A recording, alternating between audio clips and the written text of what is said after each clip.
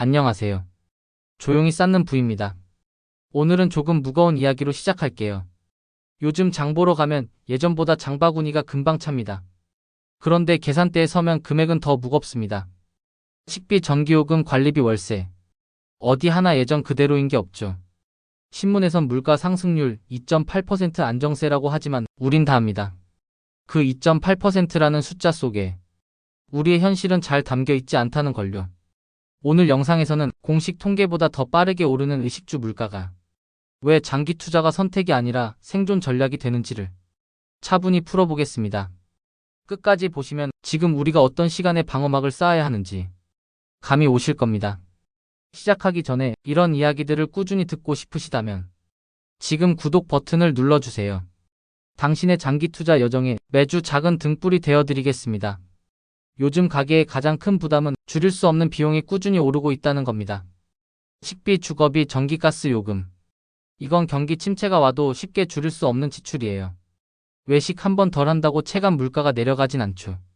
전기요금 고지서 앞에서 이번 달엔 절약해야지라고 다짐해도 냉장고와 보일러는 멈출 수 없습니다. 그런데 이런 비용들이 복리로 오른다는 점 생각해 보셨나요? 물가 상승은 덧셈이 아닙니다. 작년보다 4% 오르고 올해 또 4% 오르면 그건 단순히 8%가 아니라 4%씩 쌓여가는 복리의 생활비입니다. 예를 들어 매년 4.6%씩 생활비가 오르면 약 16년 후엔 2배가 됩니다. 7의 법칙이죠. 70일을 4.6으로 나누면 대략 15에서 16년. 즉 지금의 월 300만원 생활비가 16년 뒤엔 600만원이 됩니다. 그때도 같은 삶의 질을 유지하려면 수입이나 자산이 그만큼 늘어나야 합니다. 그런데 이 속도를 따라잡을 수 있는 건 월급일까요? 예금일까요? 아쉽게도 아닙니다. 금리가 오른다 해도 물가보다 조금 뒤에 움직입니다.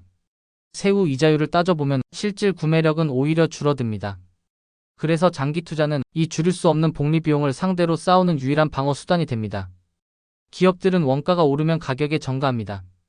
우유값이 오르면 커피값도 오릅니다. 운송비가 오르면 택배비도 오릅니다. 소비자는 울며 겨자 먹기로 내지만 기업 입장에선 매출이 늘죠. 물가 상승은 기업의 명목 매출 성장으로 이어집니다. 시간이 지나면 기술, 효율, 규모의 경제가 쌓여 이익과 배당, 자사주 매입으로 주주에게 돌아옵니다. 이게 바로 생산적 자산이 인플레이션을 추월하려는 구조입니다. 그래서 인플레이션이 높을수록 생산적 자산을 보유해야 하는 이유가 커집니다. 기업의 매출과 이익은 물가를 반영하며 성장하지만 현금은 그 반대로 가치가 깎여 나가니까요.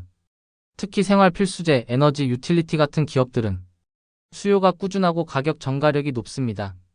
이익이 꾸준히 쌓이면서 그 위에 배당이 더해집니다. 결국 물가를 이기는 자산이란 단기 고수익이 아니라 시간을 이기는 현금 흐름을 가진 자산입니다. 한국 가계는 또 다른 특수 상황이 있습니다. 에너지, 식품, 원자재 대부분을 수입에 의존하죠. 즉 원자재 가격이 오르거나 달러가 강해지면 생활비는 훨씬 빠르게 오릅니다. 이럴 때 내 자산이 전부 원화 자산이라면 물가와 환율 상승을 이중으로 맞습니다. 하지만 글로벌 기업들, 특히 달러로 매출을 내는 기업들에 투자하면 자산이 반대로 방패가 됩니다. 달러가 오를수록 그 기업의 이익은 원화 기준으로 커집니다. 즉 환율 때문에 생활비는 늘지만 자산에서는 그 손실을 일부 상쇄할 수 있습니다. 이게 바로 환율의 불리함을 자산의 환노출로 중화하는 구조입니다. 한국 가계에게 장기 글로벌 투자가 필요한 가장 현실적인 이유이기도 합니다. 많은 분들이 이렇게 말합니다. 지금은 불확실해서 현금을 들고 있을래요. 하지만 인플레이션이 4%일 때 현금은 1년에 4%씩 조용히 녹아내립니다. 눈에 보이지 않아서 그렇지 그건 확실한 손해입니다. 장기 투자는 이 보이지 않는 손실을 보이는 변동성으로 바꾸는 선택입니다. 단기 등락은 스트레스지만 시간이 길어질수록 변동성의 해로움은 줄고 복리의 유익함이 커집니다. 물가가 높을수록 이 교환의 필요성은 커집니다. 현금의 안전은 착각일 때가 많습니다. 진짜 안전은 시간이 만든 복리의 쌓임 속에 있습니다.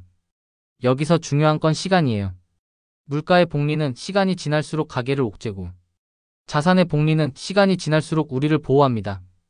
이 두 개의 시간 효과가 싸우는 겁니다. 그리고 그 싸움에서 이기는 편은 길게 버틴 쪽입니다.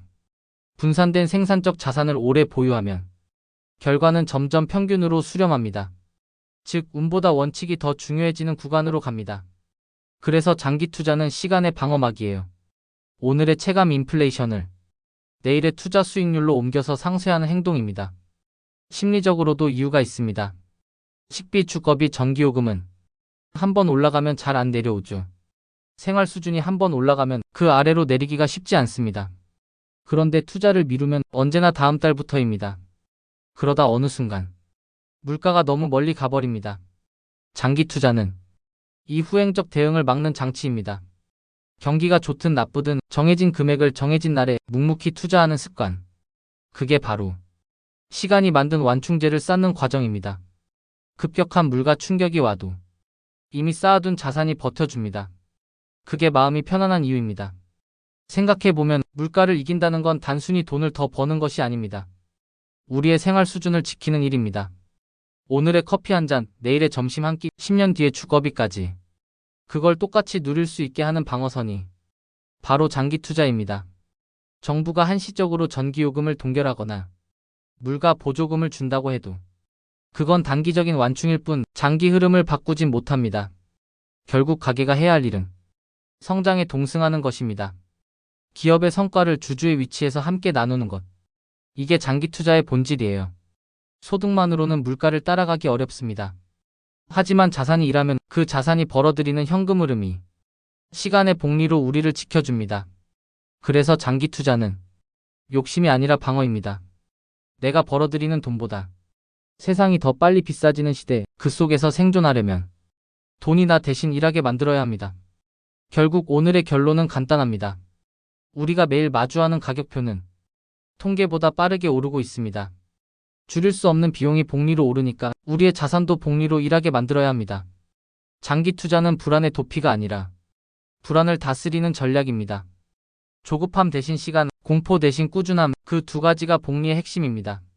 조용히 쌓는 부, 마음이 편안해지는 투자 이야기.